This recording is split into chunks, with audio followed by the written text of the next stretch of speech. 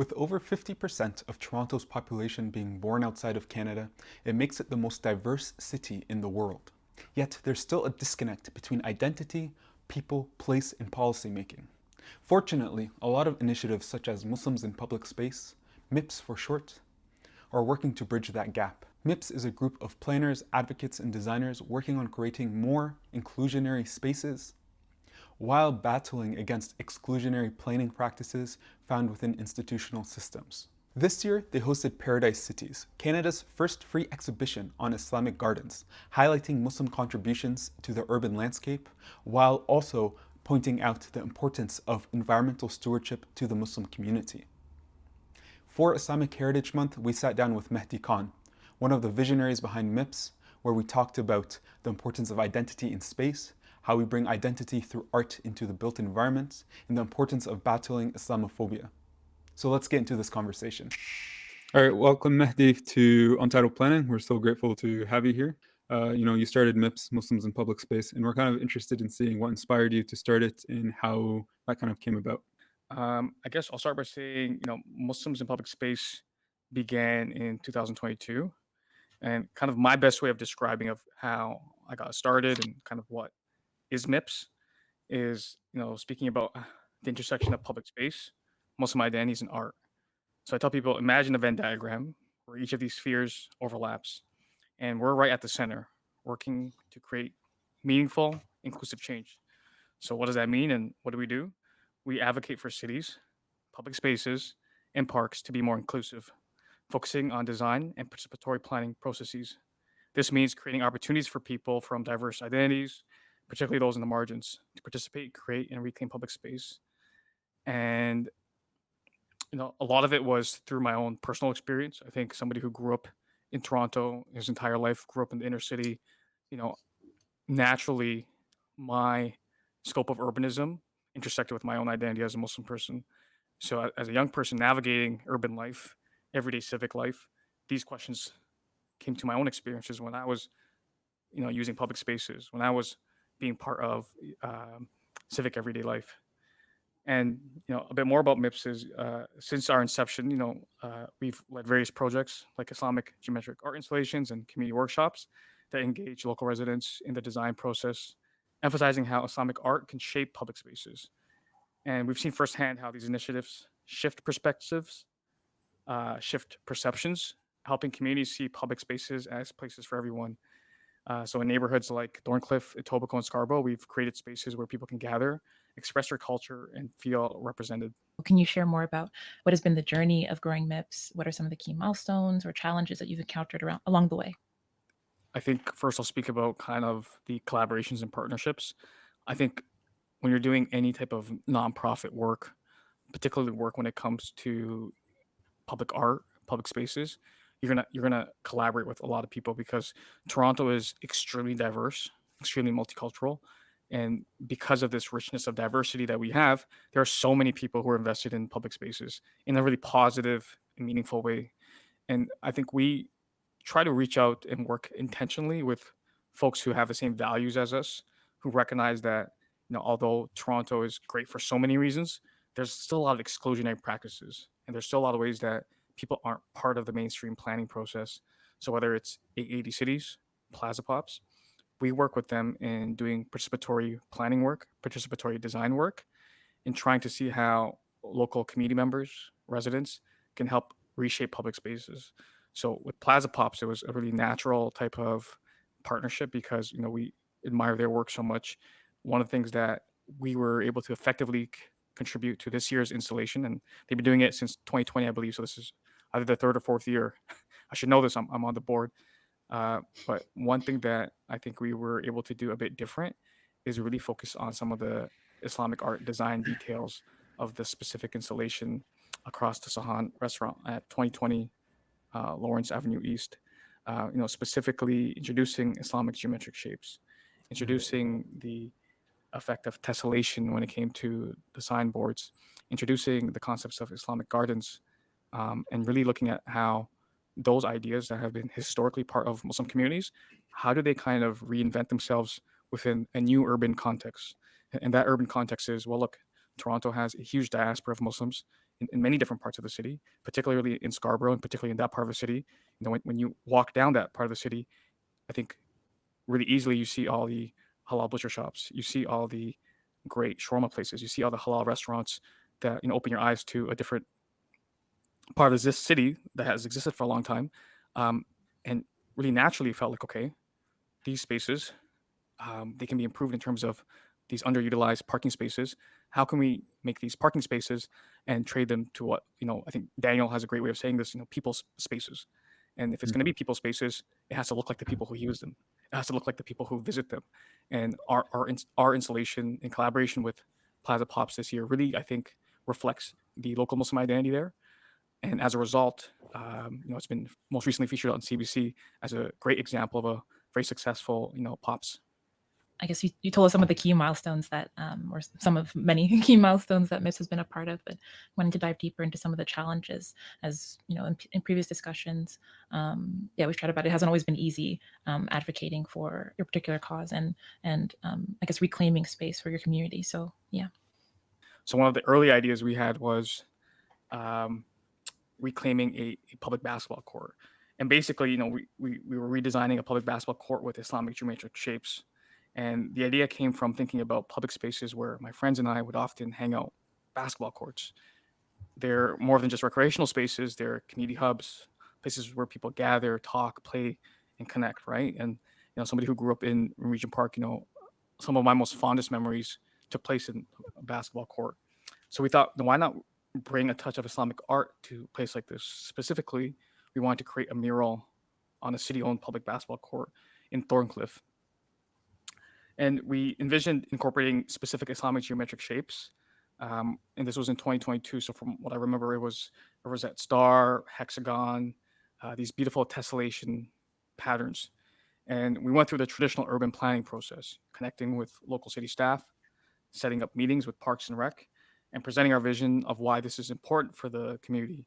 And part of that, I think, is, when you're working with city staff or other institutions, you come extremely prepared, right? So a lot of the questions, that we came prepared with was, okay, understanding, for example, how paint operates and specific acrylic paint, if it's able to hold itself in certain weather conditions. We all know that Toronto has, a cold winters, and how that would affect the paint, right? So I remember spending hours and hours researching about different acrylic paint and doing all this research, and ended up just asking a lot of people, because it wasn't certainly my areas of expertise, to say the least.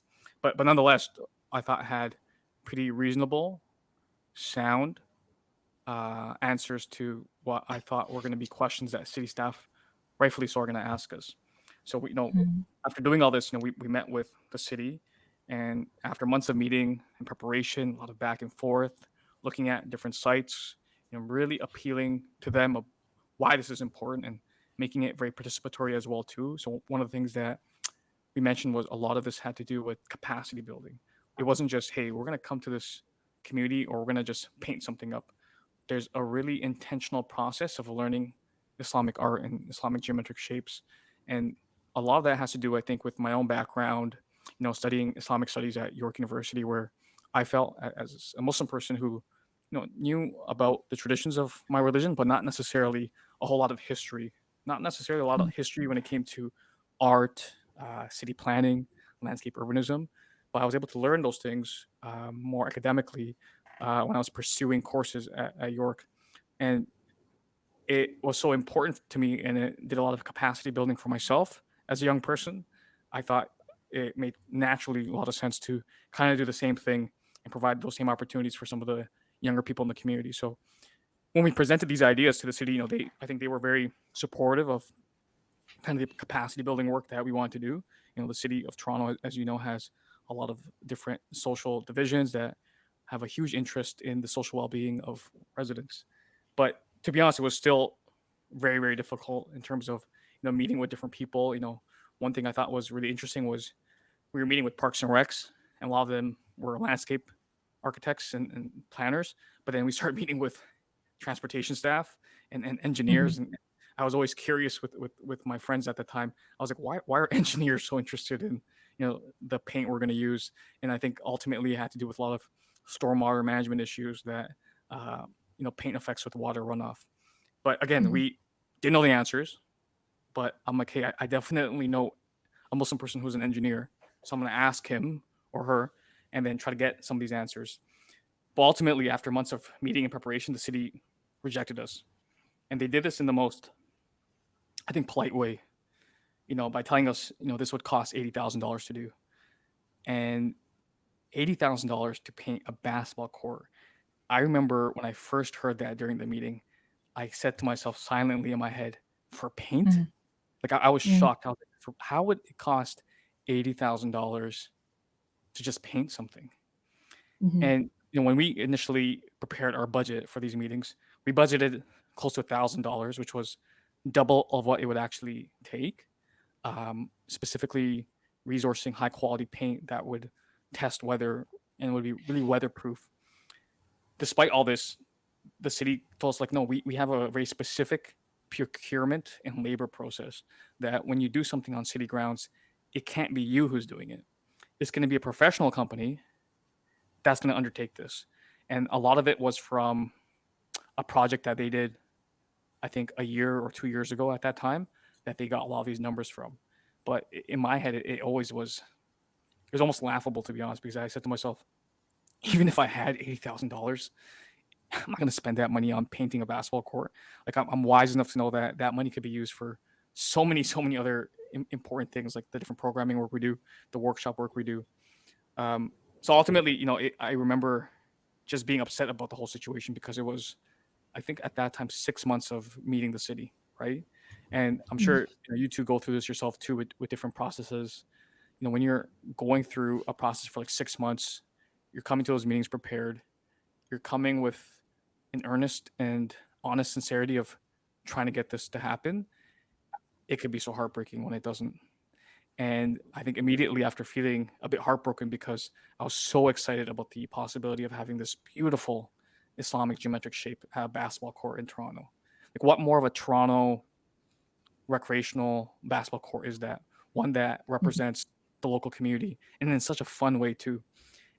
To me, it was like, this is such a great idea. How come these guys don't get it? And one of the issues I think I realized was that a lot of people, I think, they were a bit confused about the project, and a lot of people who I met didn't necessarily understand some of the basic concepts that we were trying to deliver, or even why this was important to begin with. In other words, I think the importance of not just a beautification project at a basketball court, but the importance of doing a mural project with local residents, applying the paint themselves, maintaining it themselves, and reclaiming that space, feeling seen. That that part they just never got it, and I think sometimes that's because if you're a part of a culture, if you're part of an identity that already is seen a lot, you're already the dominant part of society when it comes to the planning structure, then you kind of easily invisibilize or reduce, minimize rather, other people's struggles and other people's issues with not feeling seen. Nonetheless, though, me being the person who I am, I was so determined to still get this done somehow. So I even thought, I called up my friend. I was like, you know what? Forget it. Let's just do this ourselves. Let's just get the paint out. We already have this great type of stencil that we're gonna create. Let's just do this ourselves, right? And I kind of joked with the idea to city staff at that time, and I was like, by the way, tell me what would happen if I did this, and let's say you found out it was me. In other words, he said, "Sir, we're gonna fine you. Number one, it's gonna be an expensive fine of thousands of dollars, and the Power cost we wash also it. remove it, we Mhm. we may put that towards you as well too."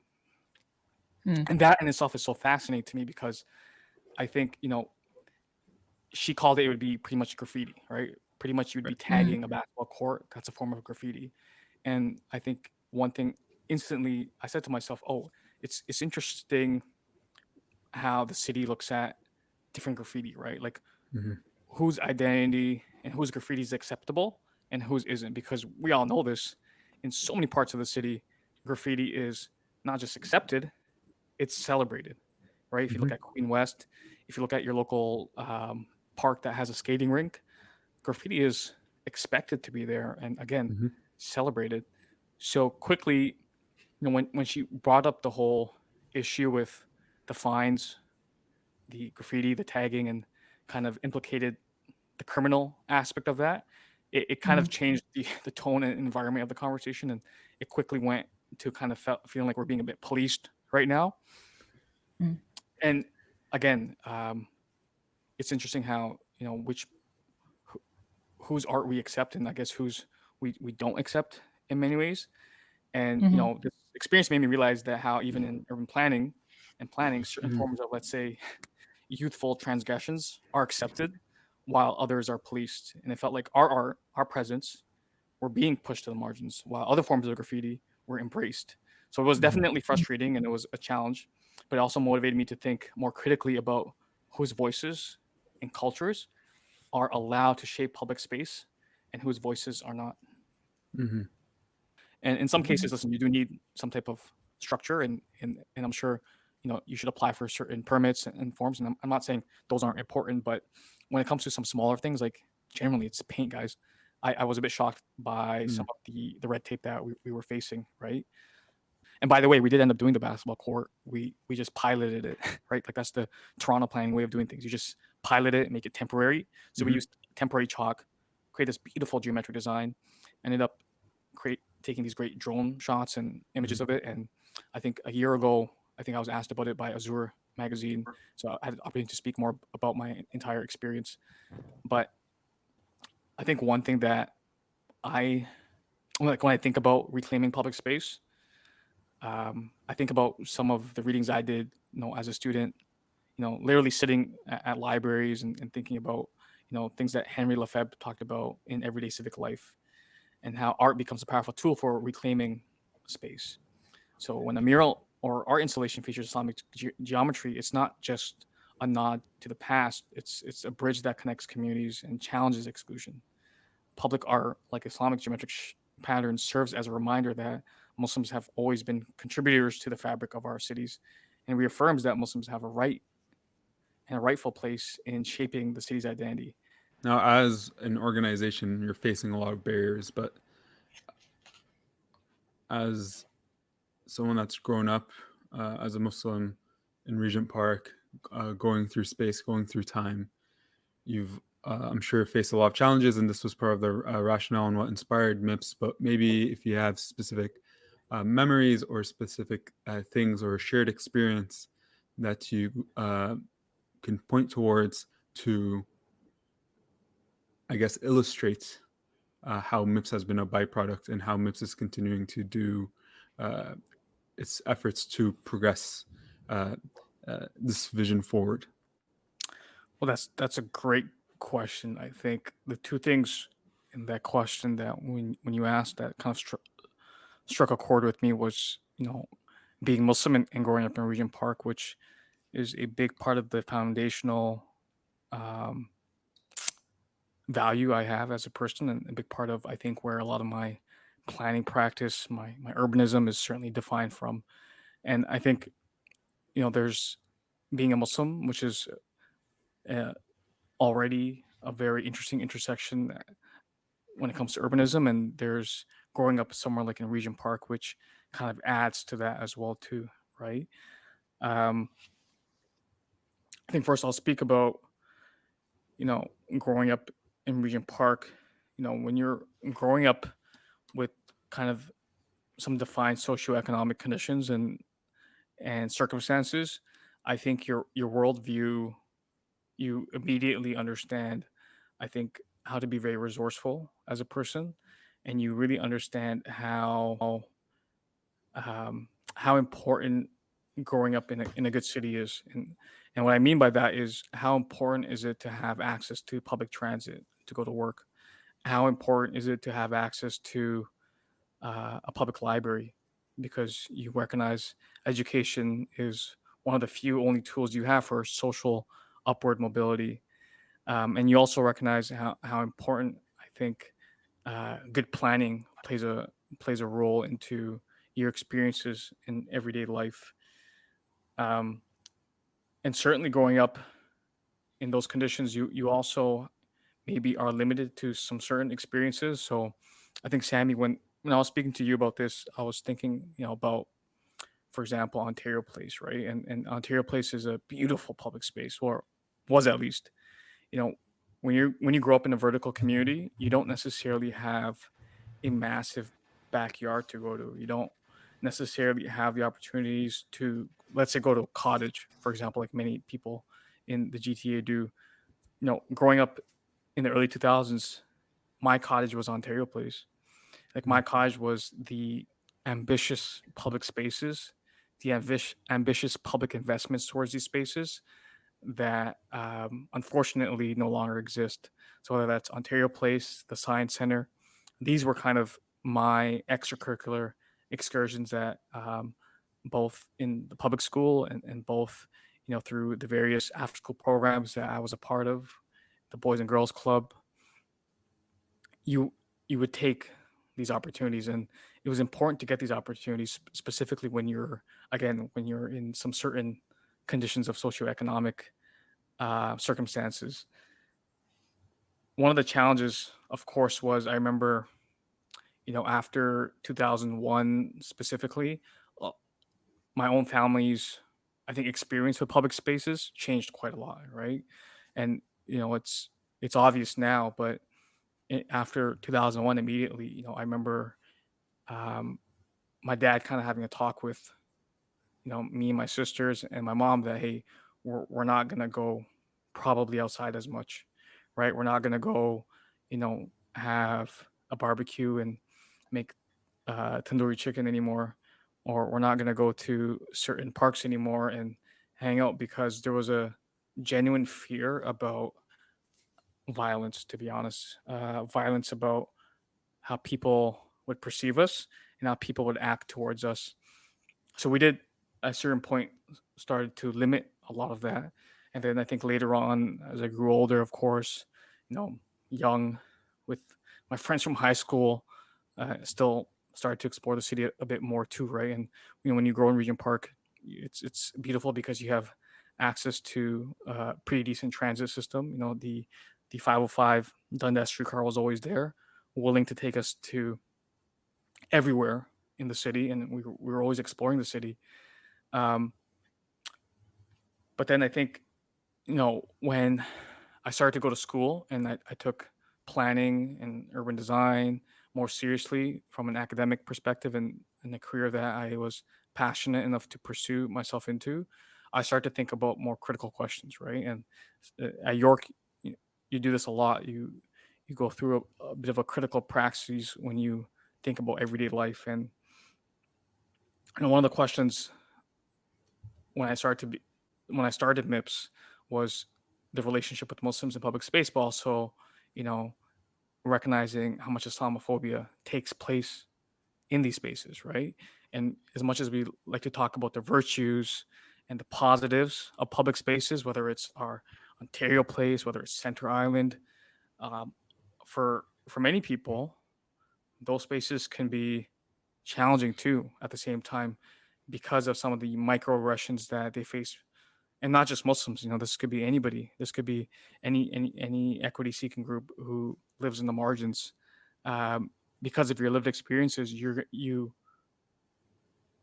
might face some of these transgressions, right? And I think when I was at school, I was just curious about how, from my own experiences of dealing with Islamophobia, how can I really challenge that from a planning perspective? And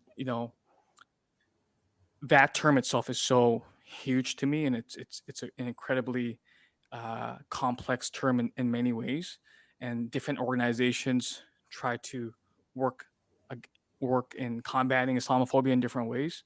The one thing that I'm pretty proud about what we do at Muslims in Public Space is that we try to tackle these issues specifically from a planning perspective.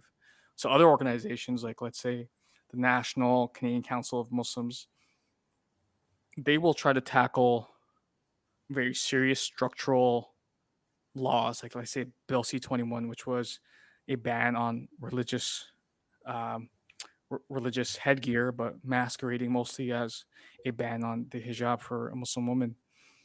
whether it's through revitalization, whether it's through the Ontario line.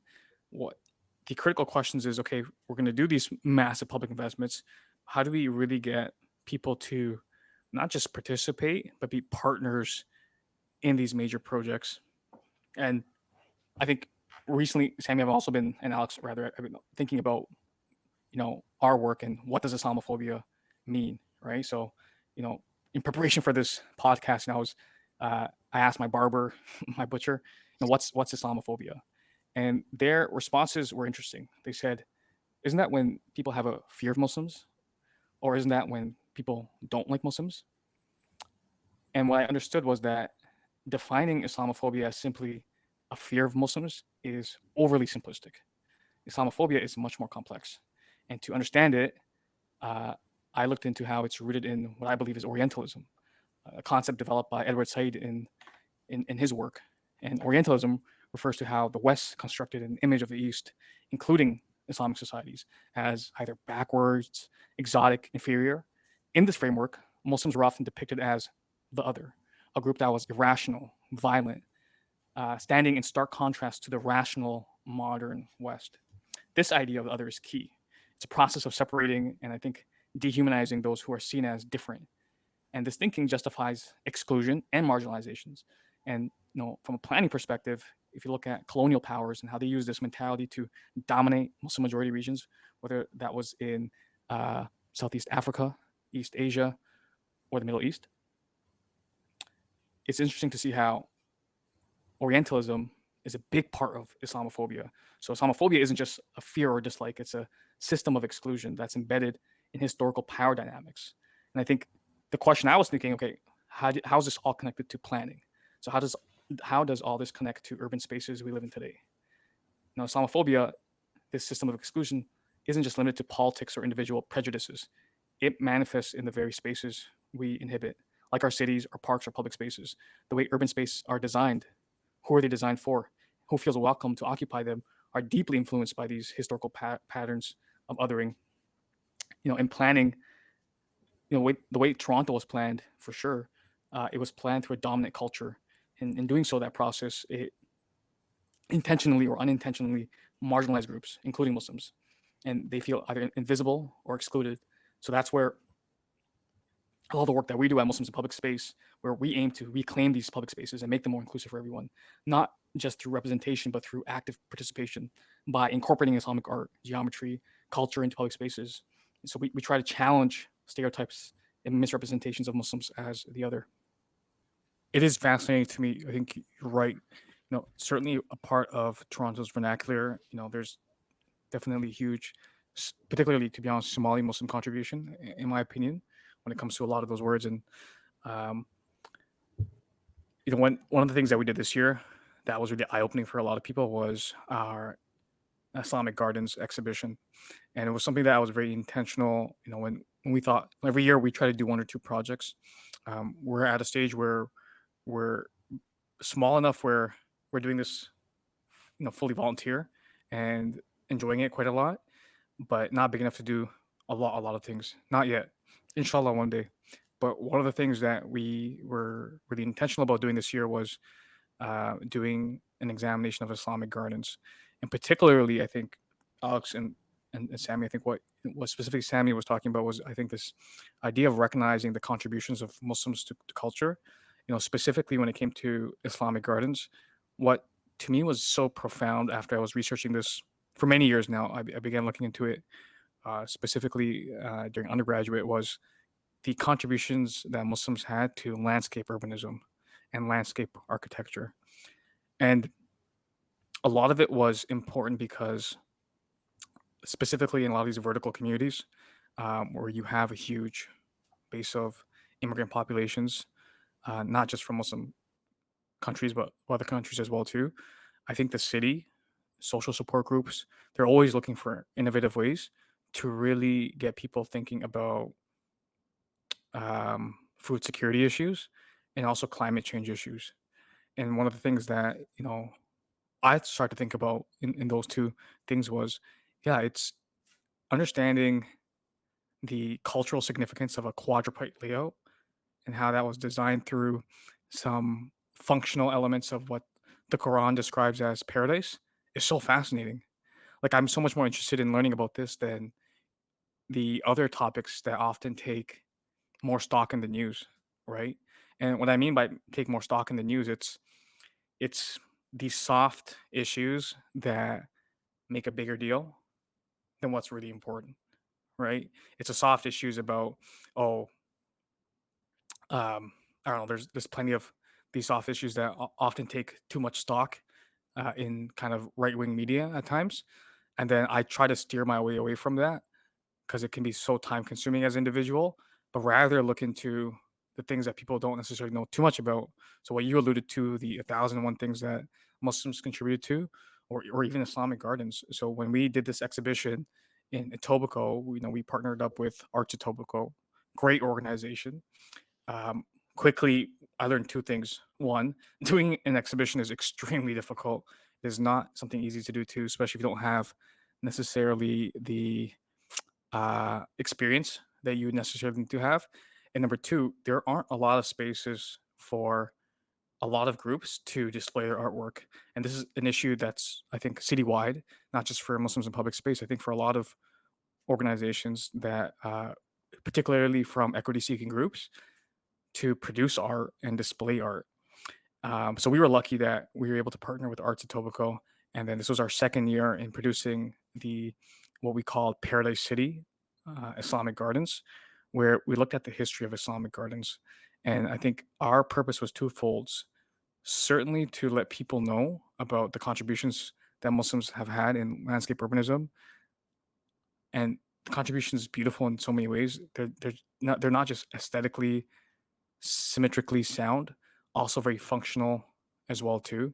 Even things like, if you think about it this way, when the Quran or when Muslims speak about paradise, you got to understand and kind of unpack the history of the Quran a bit here too, and who the Quran was speaking to at that time when it was illustrated.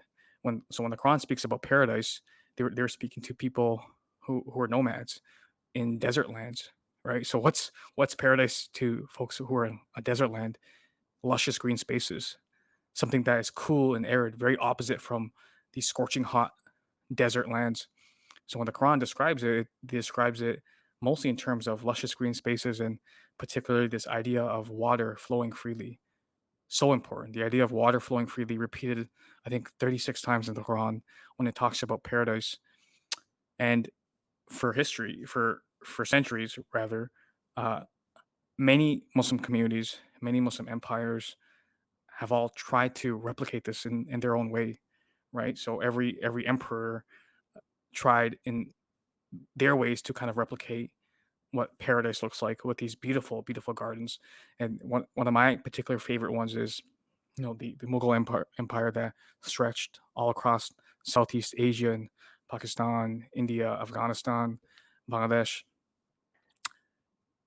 You know, the gardens, particularly the one that is well known for, I think, is the Red Ogg Fort, which is located is adjacent to, I believe, the Taj Mahal. You'll see this beautiful courtyard designed with vegetables growing all over, symmetrically designed in perfection. So when we did this exhibition, we tried our best to show people, hey, these are the contributions that Muslims have been doing for centuries to this topic. How can we bring this to a discourse for urban Muslims today, for Muslims who grow up in vertical communities today?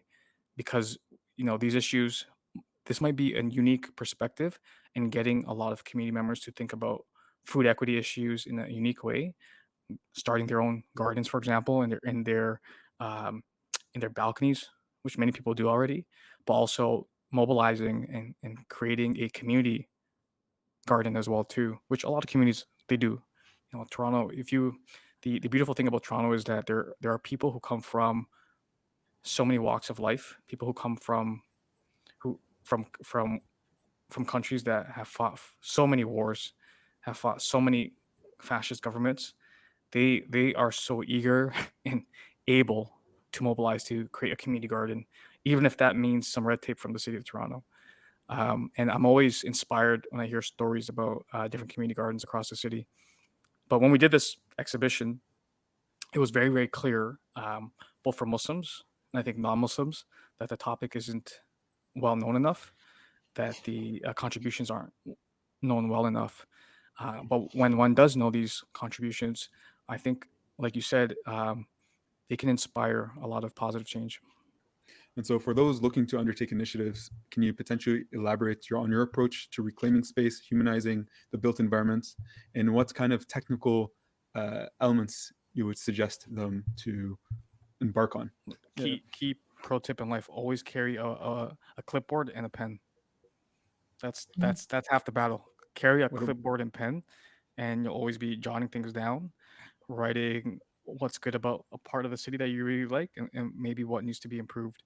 And I guess outside of that, in another way, I think it's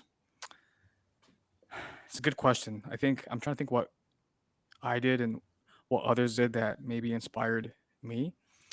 I think definitely look at a niche that's part of your lived experience, because I think no one can ground it better than you can do it, right? A lot of these issues, though very broad, can have a very specific link to your own identity. Even in issues as broad as public housing, I try to look back at, okay, how does public housing in Toronto, when they were built in the 40s, they were designed with a tower in the park design, how does that relate to the historical identity of somebody like me who's a Muslim, or my family who came from Bangladesh? How does it relate to that? How does it relate to other people who are now going to live in these tower communities? What is different about their struggle and the issues that they're going to face in public housing than others are going to face? So I think if you ground it into your own identity, I think one of the benefits is that there's a true passion that will naturally come out of that. And also, I think there's a level of authenticity that cannot be replaced and cannot be replicated. So yeah, I think to summarize it concisely, be a bit authentic and carry a clipboard and pen. One thing that I'll say to a lot of the listeners here is that don't be scared to try something genuinely as well too, right? Like beyond the whole being authentic part of it, don't be scared to try something, right? We live in a really interesting post-COVID world right now where a lot of us are a bit entrepreneurial, trying different DIY stuff, right? There's nothing wrong with doing it. If you're lucky, you can force a group of your friends. I got really lucky. I have two great co-founders, Igor Samardzic and Linda Salem, who really, we pushed each other. We're like, we're going to get this website built in a week. We're going to send out this email in a week. We're going to do this in a week, and we're going to let it snowball. And when you start something, momentum. Exactly, then it starts snowballing. And the beautiful thing is that I get placement students with TMU, with the University of Toronto, where there are just as curious minds as I was in their position, who really see the same gaps that I'm seeing, didn't really have a mechanism or an avenue to kind of explore those gaps when it came to public art, Muslim identities, and want to be a part of that. And it's an extremely gratifying experience when, after a hot day in summer in Toronto, and we've had, mashallah, a few of them this summer, having a community member or a resident say that, oh, I never learned this about Islamic art, or having an adult say this has been extremely therapeutic. I really appreciate that I was able to do this for half an hour, carve out some chalk on a sidewalk. And then after they do all that fun stuff, then I tell them, well, look, there's actually more structural issues. Do you have 30 minutes of your time? I'd like to tell you about Islamophobia. I try to do all that. The pipeline to geometric art to Islamophobia pipeline. Exactly. Then tell them about the constitution, the structural issues. Throw in a bit of Henry Lefebvre and Edward Said in there. Yeah. Well, you have a lot of interesting projects, bubbling behind the scenes. Do you want to share with our audience what future projects or goals do you have for MIPS? Are there any new directions or ideas that you're excited about exploring? Share them. Sure. So I think this year we've had the Islamic Gardens exhibit. We also had that pop-up installation with Plaza Pops over the summer, and I think that ends in a few weeks. And I think because a lot of our programming does take place in the warmer parts of the year, we do a lot of research work, and I think I'm not sure if I'm actually able to announce it yet. Actually, no, I believe it has been formally announced. We're doing this great project with 880 cities, Plaza Pops, I think the federal government, Tower Pops, that are really investigating the same issues we talked about, and the same questions we talked about particularly in how these tower in the park neighborhoods that don't have access to a lot of social infrastructure, how can we temporarily create some of this social infrastructure in the idea and hopes of a permanent one? And a lot of it is health and related to equity as well too. So a lot of it is looking at recreational spaces as well too, and co-designing future recreational spaces within those communities as well too. And I think our role is twofold. It's a lot of it is doing some public life studies and really understanding how people interact with these spaces, but also doing some really fun community engagement work with the local community, looking at Islamic art, and seeing how can we maybe look at a project in the future that incorporates these ideas. And one of look, we have quite a few ideas. I think I work with incredibly smart people. Um, we try to shelf some ideas, put them on the shelf, and say, we don't have the capacity right now to completely do this, but we're going to come back to it at some point. And I think one of the things that we're really interested in doing is furthering, I think, the Islamic gardens idea, and kind of continuing to improve it from a quality perspective. And how can that look like really outdoors, right? So, the art project we did at Cloverdale Mall in Etobicoke demonstrated that artwork inside the mall. The work we did with Plaza Pops really looked at some of those Islamic geometric shapes, arts, motifs, and illustrated that within the urban setting of a underutilized parking space at a strip mall. The next is learning from all that. How do we similarly create another type of pops that incorporates Islamic geometric designs, whether that's sitting spaces, whether that's even a library as well too, which is something that we're trying to explore. Because I think a big part of what I learned about public spaces and Islamic gardens and is how much of a places of exchange, cultural exchange they can be, how much of a space they can be for transformation of knowledge. And I think libraries manifest that in so many ways, but oftentimes they're not in many of these communities, and they're not necessarily outside either. So we're interested in exploring, an outdoor public library, like a temporary library that includes all these features, looking into specifically also, a lot of racialized authors whose books would be part of that library, and that library would be a collection of books that really challenge, not just planning issues, Islamophobia, other issues that equity seeking groups are trying to challenge in the city. I think that's it. I honestly think that's it. I mean, that's already a lot. I mean, I'm really excited about the library. As a former library worker, well, first of all, like, I love them. I love them, so They're I will great. always plug them. Yeah, so this idea of an outdoor library, but also what you just spoke to about libraries being such a valuable part of our like public space like ecosystem, more so than people I think really realize or care to admit. They're doing like everything on like a small tiny budget.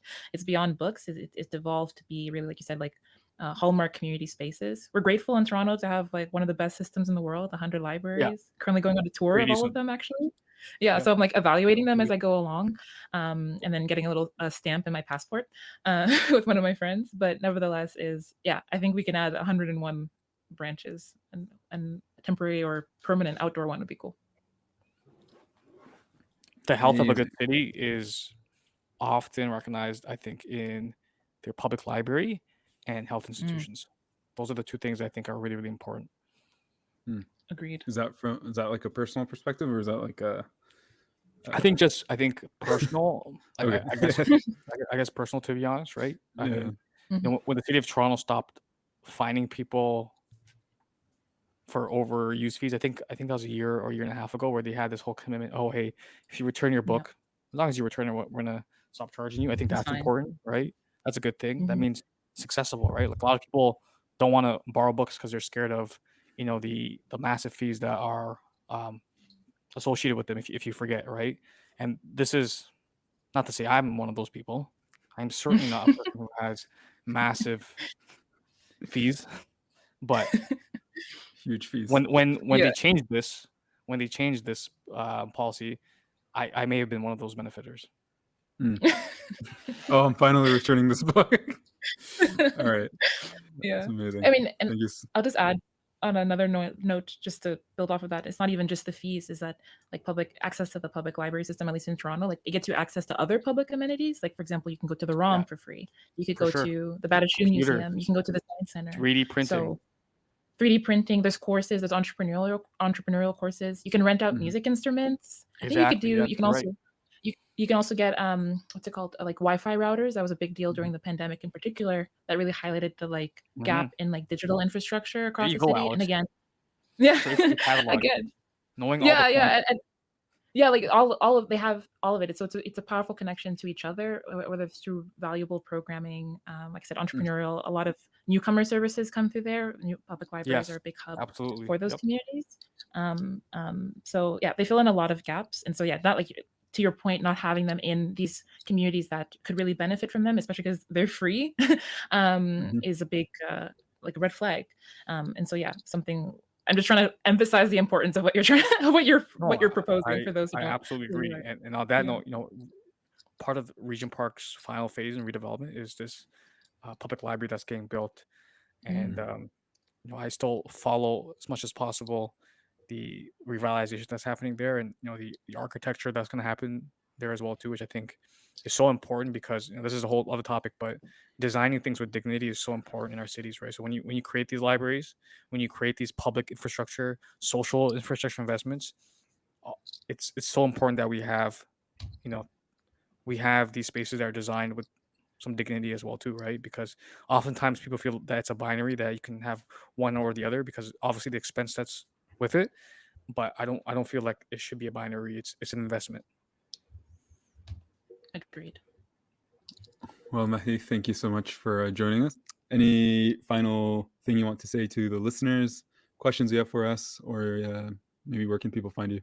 If not, no, I'll close by saying, Assalamu alaikum to everybody, and if you're interested in being part of Muslims in public space, whether you're Muslim or non-Muslim, to be honest too, it doesn't matter. But if you're somebody who's interested in learning about participatory planning, if you're interested in learning about how to do capacity building, if you're interested about Islamic art, and if you're interested about some small ways of challenging the planning process in the city, feel free to message us. You can email us directly at info@muslimsinpublicspace.ca. That is the best way to reach us. And other than that, I just want to send a lot of gratitude and thanks to both of you for giving me this opportunity to speak. And I hope that I was able to provide some insights to your listeners. Definitely. And what are the handles for your social media? I think I don't know what the LinkedIn is. I know that for Twitter, it's at Muslims in Public, because I think space was too long. So it's at Muslims in Public. And on Instagram, it's at Muslims in Public Space. Awesome. And Thank you it's so much. www.muslimsinpublicspace.ca. Awesome. And all the links will be in the description. Thank you so much. And thanks for everyone that's listening. Make sure you follow, subscribe, like. You can find us at Untitled Planning everywhere. Yeah. Anything else, Alex? Oh, and subscribe to our newsletter for upcoming content, other events, and other things that we have underway. So thank you all for listening. Thanks for tuning in. To learn more about our guests and other resources, make sure to go to untitledplanning.com. Don't forget to subscribe, like, and share, as it helps us to grow and discover different ways to tackle different urban challenges. Stay tuned for more great discussions, and we'll see you in the next episode.